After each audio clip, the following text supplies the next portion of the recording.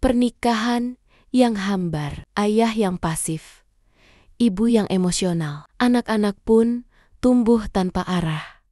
Apa sebenarnya yang salah? Kalimat ini menyentuh realita krisis. Keluarga yang diam-diam terjadi di banyak rumah tangga. Ketika pernikahan hambar, ayah pasif, dan ibu emosional, anak-anak tumbuh dalam situasi tidak sehat secara psikologis. Penting sekali memahami 5 hal utama yang menjadi akar masalah, sekaligus solusi agar keluarga tidak kehilangan arah.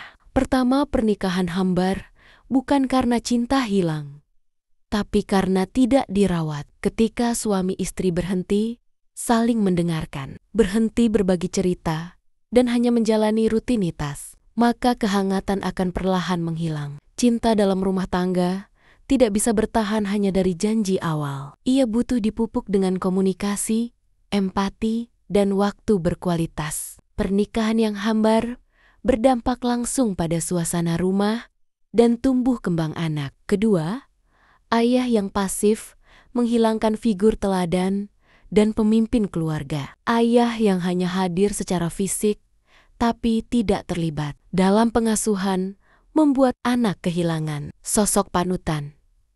Anak-anak butuh ayah yang membimbing, memotivasi, dan memberi perhatian. Jika ayah pasif dan hanya menyerahkan semua tanggung jawab ke ibu, maka ketimpangan peran akan membuat ibu kewalahan dan anak kehilangan keseimbangan dalam pola asuh. Ketiga, ibu yang emosional adalah cerminan keletihan yang tak tersuarakan. Ibu yang mudah marah atau sensitif seringkali adalah ibu yang kelelahan secara fisik dan batin karena merasa sendirian memikul beban keluarga.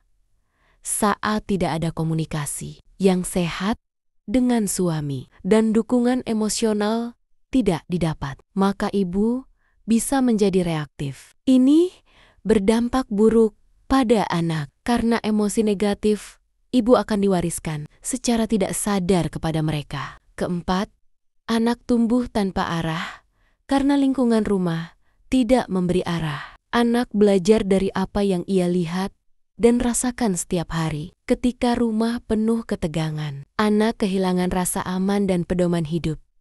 Anak butuh struktur, kasih sayang, dan contoh konkret dalam kehidupan sehari-hari. Bila orang tua sibuk dengan masalah masing-masing, maka anak akan mencari pelarian di luar, bahkan berpotensi terjebak dalam pergaulan buruk. Kelima, sumber masalahnya adalah ketidakhadiran hati di dalam keluarga. Semua pihak mungkin hadir, tapi tidak sepenuhnya menghadirkan diri secara emosional.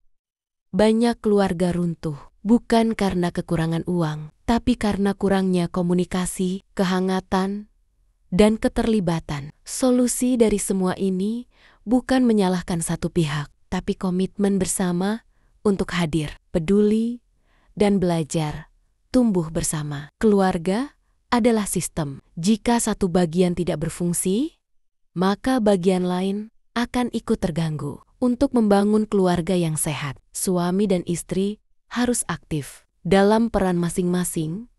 Komunikasi harus dijaga, bukan hanya urusan logistik, tapi juga emosional.